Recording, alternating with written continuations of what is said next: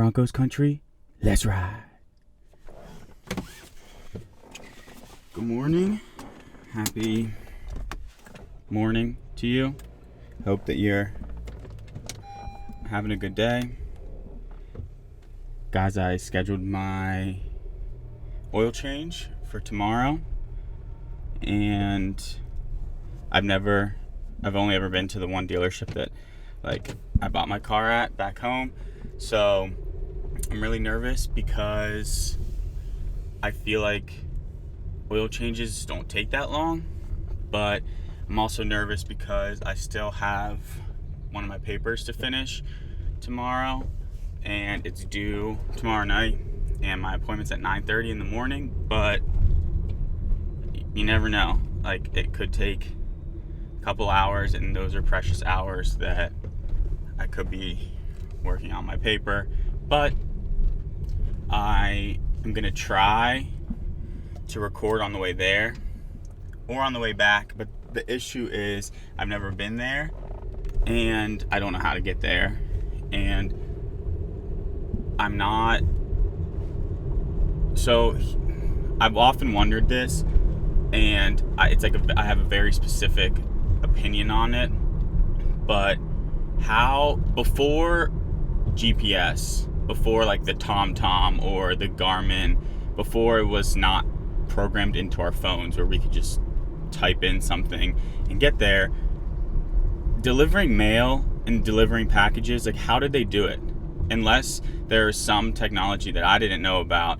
But imagine you get hired at UPS or FedEx or the post office or whatever, and you're a delivery driver.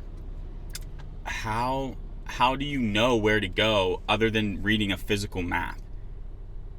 I after a while, obviously, you learn your route, you learn where the roads are, you learn where the houses are. But I come from a very, very backwoods area of Pennsylvania, and there are some places that are near the mountains and stuff where there aren't houses for miles, and sometimes you have to go back a random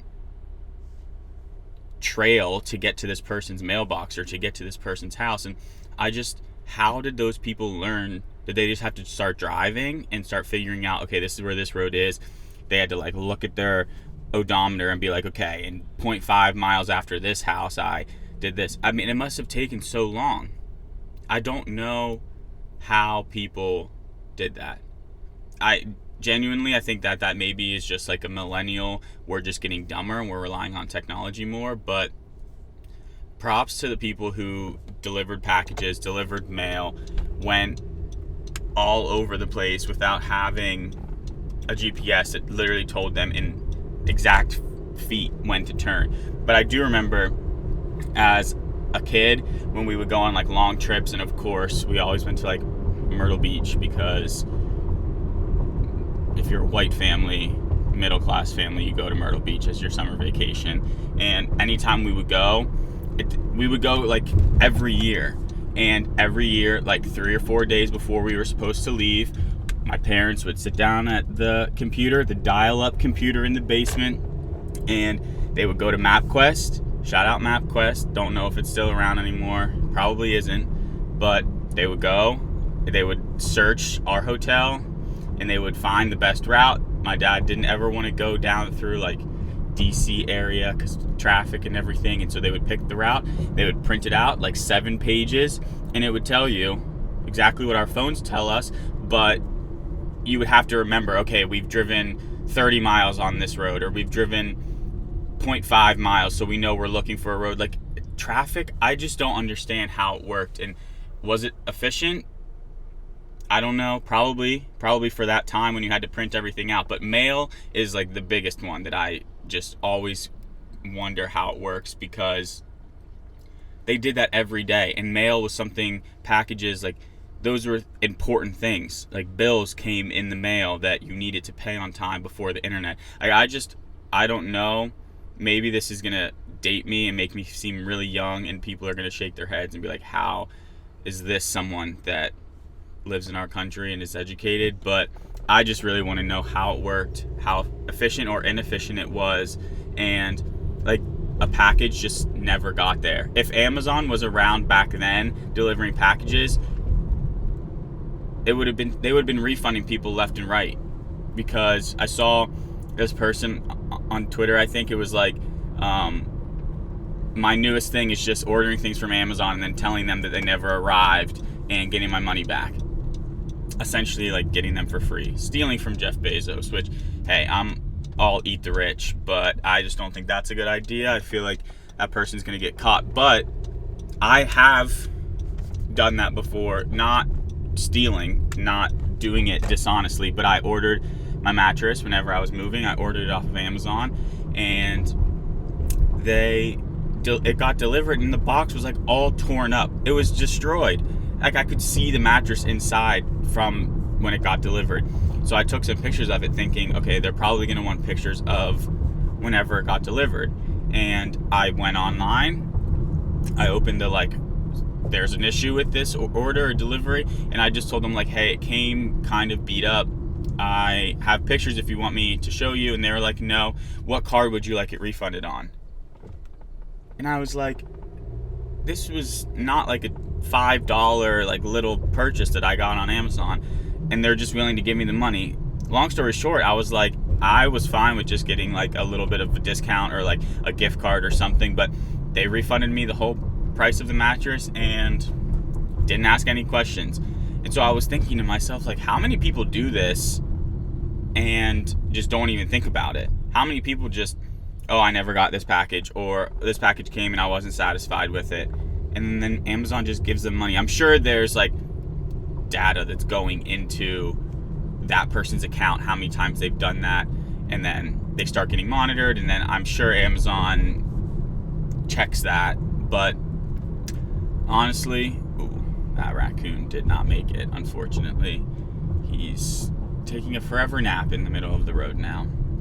But yeah, getting somewhere without GPS or some form of maps service, I can't imagine what it was like.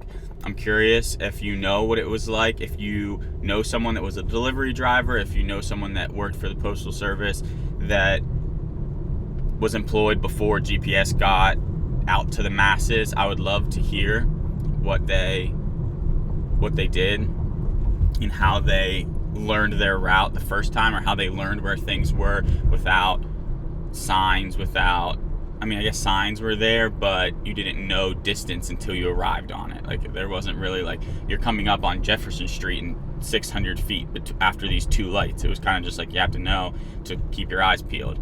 So if anything, GPS is making us better and safer drivers, because it's telling us when we have to turn, so we don't have to be looking all around for signs and different streets. It just tells us, and then we just turn.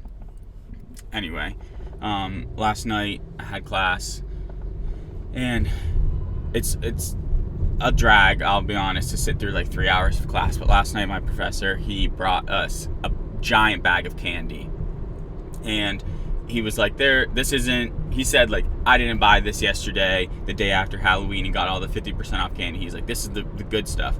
And in it, there was good stuff, I'll be honest. He had Reese's Cups, the cups, not like the normal cups, just the single serving cups. And first of all, they changed their packaging for the single cups, like the normal size.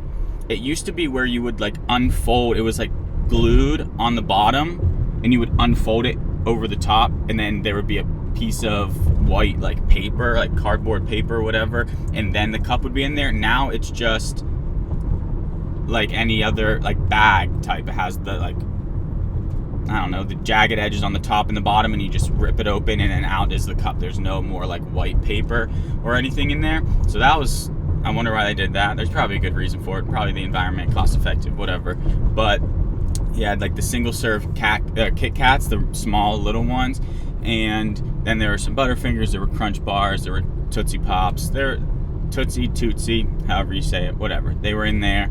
There were Smarties, which is a very underrated candy, I will say. Smarties, I had quite a few of those because they're just so easy to eat, and it got me thinking, what's the best form of candy bar? Not the best candy bar, because that is a debate that I don't think there's a correct answer to. I personally love Take 5. Like, I don't know what it is about them, but I think it's how much is in each little bar and how it's crunchy. I love Take 5, but I also love Kit Kat. And so what is the best form? So you have the natural, or like the OG, like Hershey's bar, where it's just all chocolate. It just one bar. It has like the imprint of the Hershey's in it, whatever. And then you have Twix, where it's like 2 long bars, but there's stuff inside of them. And then there's Kit Kat, which is like 4 or 8 or however many are in the thing, but they're like breakaway pieces. They're like perforated in a sense, and they're very crunchy. And then you have just like hard candy. I guess you could put like Smarties in that, like Warheads, Jolly Ranchers. So what is, like, if all candy had to be switched over, there was just one form, what would be the best form for the candy to be in? I think Kit Kat form, because there are some people out there, not me, I could never do this, but there are some people that have like one sliver of a Kit Kat, wrap it up, throw it in the fridge, throw it in the freezer, throw it in a baggie, whatever, and then they come back to it. I could never do that. I eat all candy in one sitting in a package. If you're someone that saves candy, sometimes I'll buy a Kit Kat and I'll put it in the freezer before I open it, just because I want it to be cold whenever I eat it, because I think cold Kit Kats are really good. But I could never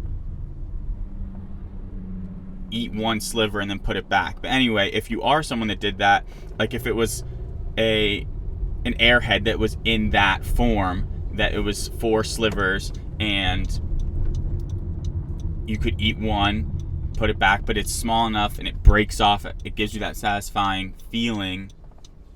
Oh, talk about satisfying feeling. We're at a red light, so you know what that means. That was a good one. Got a little spillage. Limoncello, very Italian of me. That one's a really good flavor. I've never had that, like the real drink. I've never had that.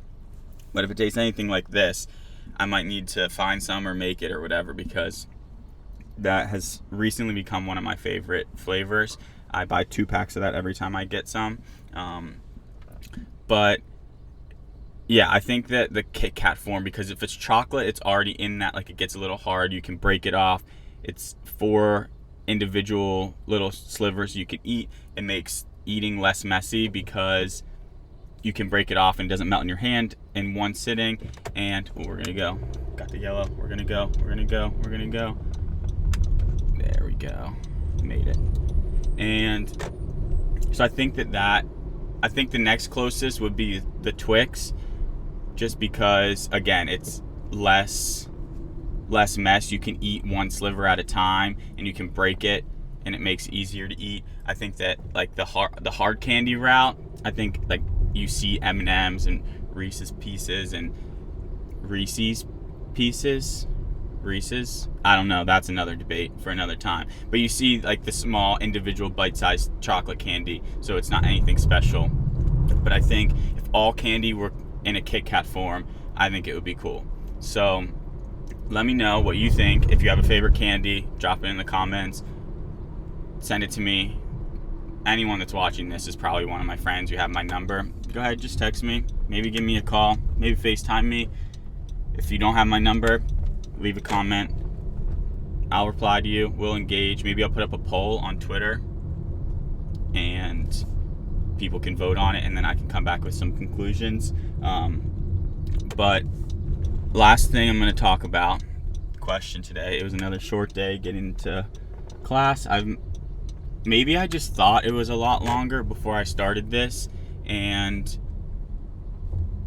I don't know, maybe I thought it took me like 25 minutes to get to class, but I'm quickly realizing that it really only takes me like 15 minutes to drive to class, and then to park it's like 18 minutes total. But anyway, last thing, would I rather be in a coma for 10 years or jail for 5. So we'll go through really quickly. Jail for 5 years. Obviously, the first thing I think of is just getting absolutely jacked and like making friends, so to speak, on the side, that if I ever got into any trouble outside of jail, that I could kind of, like rely on, or like there would be people outside of jail that maybe have my back because I could make some friends in jail. And that could be a good thing. Getting jacked, that would be awesome. But I think that there's a lot that you lose when you go to jail. Like, I don't know if you can vote anymore. I don't know, like getting a job is a lot harder. So like what happens after jail, maybe that isn't so great. But what happens in jail, like I would come out and be super fit. I could have some friends. I'd have a lot of stories to tell. I'd have a lot of like crazy things that happened to me that would probably make for really cool stories to tell my niece and nephews. But the coma, on the other hand, I was just talking about this the other day, that I've always wondered what it would be like to go into a coma and then wake up and like know how to play the piano, or know how to speak like 3 languages that you didn't before, or have this like new skill that some crazy way happened and you developed it while you're in a coma. And it's basically like taking a nap. So it's like if I go to sleep tonight and then I just wake up and there are a bunch of people around me and they're like, you've been asleep for 10 years. Like, imagine the stories that you would get to be told to you of what changed, what happened, all the new inventions that are now around, everything that has happened. And there's a good chance that you wake up and like, I can speak Spanish now, or like I know Chinese and I know how to play the piano, and like I can run a 4-minute mile. Like that, I feel like there are more things, unknown things that could be good that come out of being in a coma for 10 years, that I'm choosing being in a coma for 10 years. Jail, I would get really jacked, have some cool stories, probably make some friends, potentially have a not great time. But I think what happens after jail, when I'm back out into the free world again, I think that there are some negative side effects to being in jail for 5 years. But coma, a lot of cool things could happen. So you let me know, would you rather be in a coma? This is probably the one that I'll put on Twitter because this is a really easy one and there's a lot of conversation. Maybe I'll put both on. Who knows? Maybe I'll put a poll under the video. I think I can do that. We'll see. If not, leave a comment, like the video, subscribe if you want. I appreciate all the support from you guys. It's been really fun. I love just yapping on my way to class. Yeah, so I hope you guys enjoyed. Obviously, you know how we finish these.